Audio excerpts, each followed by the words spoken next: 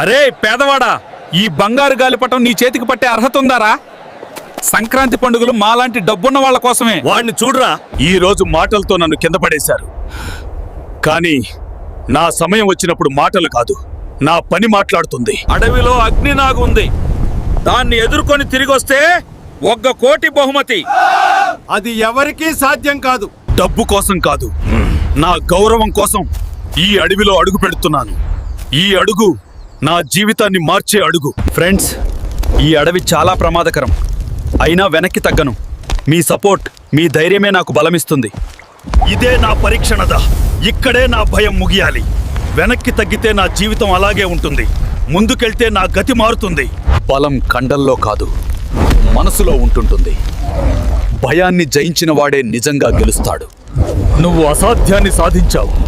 ఈ అడవి కాదు, నీ విధినే నువ్వు జయించావు. ఇది నీ నిజమైన గెలుపు.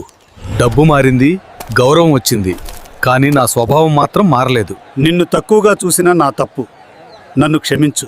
పేదరికం మన స్థితి మాత్రమే, గర్వం మాత్రం మన తప్పు. గౌరవం సంపాదించాలంటే ధైర్యం, నిజాయితీ ఉండాలి.